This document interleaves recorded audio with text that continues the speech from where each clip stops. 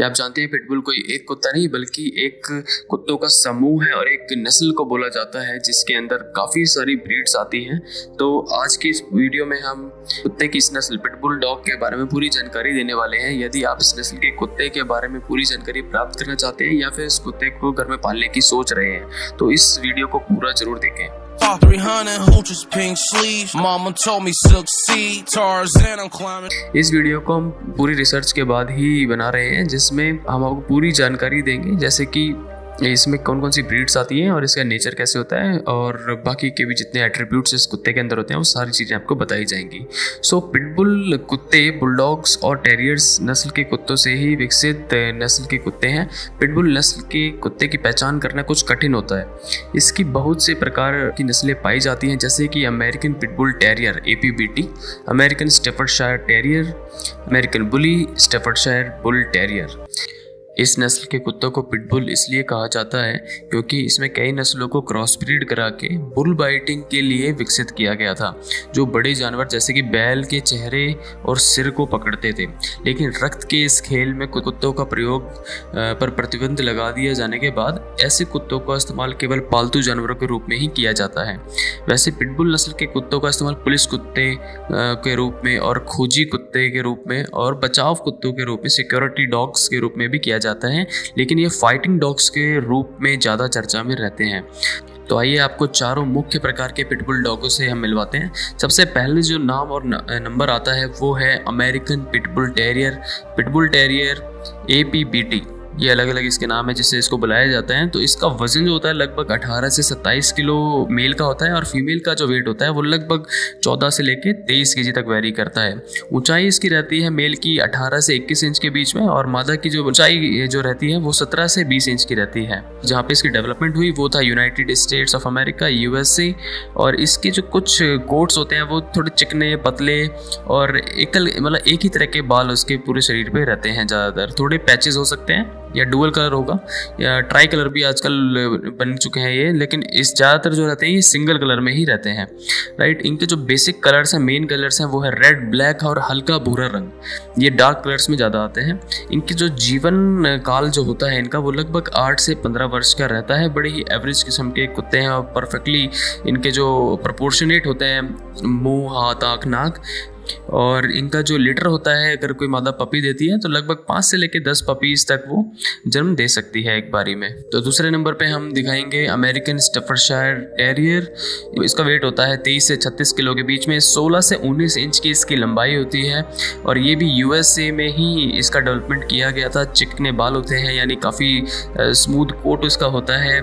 सभी ज़्यादातर होते हैं ये वाइट कलर में होते हैं और प्लस उसमें एक सेकेंडरी कलर होता है जो कि थोड़ा प्रोपोर्शनेटली वाइट से कम होता है। मैक्सिमम 60, 70 से 80% वाइट रहेगा और दूसरे काले रंग के या डार्क कलर के इसमें बाल होंगे, लाइक ब्राउन या कोई भी डार्क कलर हो सकता है। इसकी मैक्सिमम जो जीवन काल रहता है, एवरेज आप निकालेंगे तो 22 वर्ष का रहता है और इसका भी लीटर जो होता है 5 से 10 पपीज तक का ही रहता है। इसके बाद हम आएंगे sir most popular breed of pitbull आप कह सकते हैं। जो नस्ल सबसे ज़्यादा चलती है इसके अंदर वो है अमेरिकन बुली, जो एक तरह से लेटेस्ट डेवलपमेंट भी आप कह सकते हैं पिटबुल डॉग्स के अंदर। इसको अमेरिकन बुली और बुली भी बोला जाता है। इसका जो वेट होता है वो लगभग 30 से 40 किलोग्राम होता है, एवरेज की मैं बात कर रहा हूँ। हालांकि कुछ डेवलपमेंट से कुछ चीज़ें ऐसे करके इनका वेट 70 से 80 किलोग्राम तक भी बढ़ाया गया है, बट वो जेनेटिक मॉडिफिकेशन है। एवरेज अगर वेट देखेंगे तो 30 से 40 किलोग्राम ही इसका रहेगा। इसमें भी काफ़ी तरह के टाइप्स अब आने लगे हैं, जैसे कि micro, pocket, standard, XXL, XL, ये भी इसमें आने लगे हैं। इसका भी जो उद्गम स्थल था वो USA ही था। बाल का कोट सेम रहेगा, छोटे चिकने चमकदार बाल, और लगभग इसे सारे ही कलर्स में आपको मिलता है क्योंकि इतनी ज़्यादा इसके अंदर क्रॉस ब्रीडिंग कह लीजिए ऐसा हुआ है, तो इसमें सारे ही कलर्स आपको मिलते हैं। इसकी जो लाइफ रहती है वो 8 से 13 रहती है। मैं कहूँगा बाकी डॉग के हिसाब से थोड़ी सी इसकी नीचे ही रहती है, बिकॉज इसमें इतनी ज़्यादा मॉडिफिकेशन हुई है इस डॉग ब्रीड के अंदर। स्टैंडर्ड टाइप के डॉग होंगे उसमें तो नॉर्मल रहेगा, लेकिन अगर ये आप देखेंगे माइक्रो या मिनी माइक्रो जो होंगे उनको थोड़ी सी ब्रीदिंग प्रॉब्लम और ऐसी दिक्कत हो सकती है, बट ये सब में नहीं होता। अच्छी ब्रीडिंग, अगर अच्छा ब्रीडर है, अच्छी ब्रीडिंग उसकी हुई है, तो वो भी एक एवरेज 8 से 13 साल के ब्रैकेट में ही आएगा। इसका जो लिटर होता है थोड़ा सा कम रहता है, 4 से 8 पपीज़ को मादा जन्म देती है। तो लास्ट में हम बात करेंगे अब हम स्टैफर्डशायर, इसको स्टफी भी कहते हैं, और ये जो होता है ये 11 से 17 किलोग्राम का होता है। काफ़ी लाइट वेट इस कुत्ते को आप कह सकते हैं। 14 से 16 इंच की इसकी हाइट रहती है, और इसका जो उद्गम स्थल है, जो जहाँ पे ये बनाया गया है या फिर जहाँ इसको मिक्स करके निकाला गया है, वो है इंग्लैंड, यूके। इसके बाल का कोट सेम रहता है, चिकने और छोटे। सारी ब्रीड्स में, इसमें पिटबुल में आपको छोटे और चिकने बाल ही मिलेंगे, बड़े बाल नहीं होते। और रंग जो होता है इसका, इसमें मिलेंगे आपको स्टाफी में लाल, फॉन, सफ़ेद, काला, नीला, सफ़ेद, या इन रंगों में कोई भी रंग मिक्स होके भी मिल सकता है। इसमें आपको ट्राई कलर में भी ये हो सकते हैं।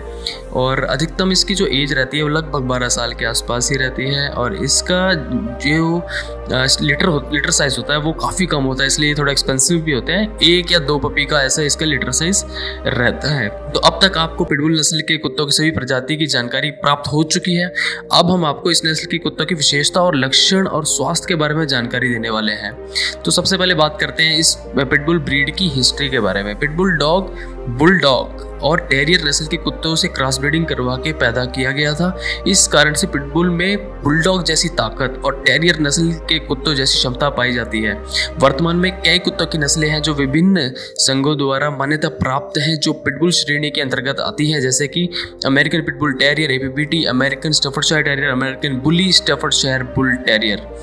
पिटबुल श्रेणी में बहुत से प्रकार के कुत्ते आते हैं जिनकी अलग अलग पहचान होती है। पिटबुल की पहचान करने का एकमात्र तरीका यह है कि पहले पिटबुल की किस्म का पता किया जाए और फिर किस्म के पिटबुल की विशेषता देखी जाए। हालांकि आपने काफ़ी मिथक भी ऐसे सुने होंगे कि पिटबुल में एक लॉकिंग जबड़ा होता है, बट ऐसा कुछ भी नहीं है। इनकी सिमिलर मांसपेशियाँ होती हैं जैसे कि दूसरे डॉग्स की होती हैं, बट हाँ, इनके अंदर एक ऐसी क्षमता होती है जिससे कि जल्दी से ये पीछे नहीं हटते। अगर जैसे इन्होंने किसी को बाइट किया है या फिर अपना कोई जानवर इन्होंने पकड़ा है, तो उसमें से इनकी पकड़ छुड़ाना इसलिए मुश्किल होता है क्योंकि जल्दी से हार नहीं मानते। ये कुत्ते काफ़ी ज़्यादा कह लीजिए टारगेटेड कुत्ते और एम्बिशियस कुत्ते होते हैं। सो इसलिए इनको ऐसे ही एक मिथक जोड़ दिया गया कि इनके लॉकिंग जबड़े होते हैं और वो खुलते नहीं है, या फिर इस प्रकार से कुछ अलग तरीके से वो नेचुरली लॉक हो जाते हैं, बट ऐसा कुछ भी नहीं होता। तो पिटबुल में बस बड़ी खोपड़ी, अच्छी तरीके से विकसित चेहरे की मांसपेशियां और मजबूत जबड़े होते हैं।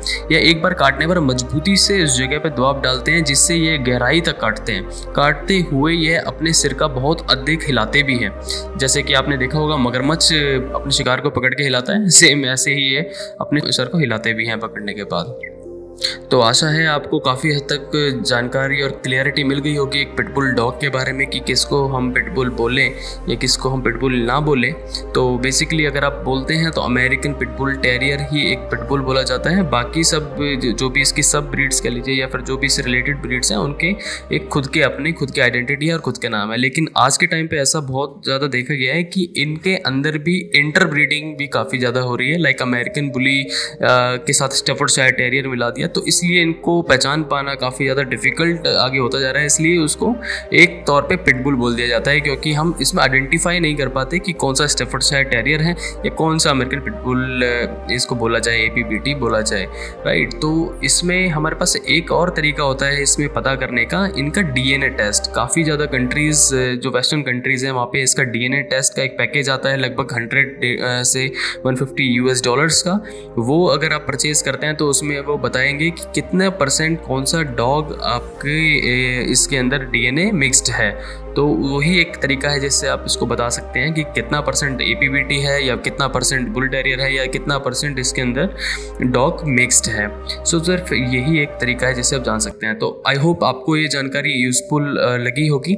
तो आगे भी मैं ऐसी ही यूज़फुल जानकारियाँ जो जिसका एक क्रेडिबल सोर्स होगा वो मैं आपके समक्ष रखता रहूँगा और आपको इन्फॉर्म करता रहूँगा। तो इस चैनल को प्लीज़ आप सब्सक्राइब कर लीजिए और इस वीडियो को आप शेयर भी कर सकते हैं। अगर किसी को कन्फ्यूजन है पिटबुल डॉग्स के बारे में तो उनके साथ तो बिल्कुल मैं रिकमेंड करूँगा ये शेयर कर दीजिए, या जो पिटबुल ओनर्स भी हैं और वो पहचान नहीं पाते कि हमारा डॉग पिटबुल है, अमेरिकन बुली है, या इसको हम क्या बोलें, तो उनके साथ ये वीडियो शेयर कर दीजिए, तो थोड़ी उनको क्लैरिटी मिल जाएगी आई थिंक। बाकी सारे ही डॉग्स अच्छे होते हैं, और ये जो ब्रीड का हमारा चक्कर होता है ये डॉग लेने से पहले तक होता है। एक बार आपने अगर कोई भी डॉग अडॉप्ट कर लिया, बेसिकली अगर वो इंडियन पेरिया जिसको हम स्ट्रे डॉग या स्ट्रीट डॉग भी बोलते हैं, वो भी अगर आपने ले लिया तो उसके बाद आप कोई ब्रीड नहीं देखेंगे, because they are lovely creatures after all. तो थैंक यू सो मच इस वीडियो को एंड तक देखने के लिए। Have a good day, happy painting.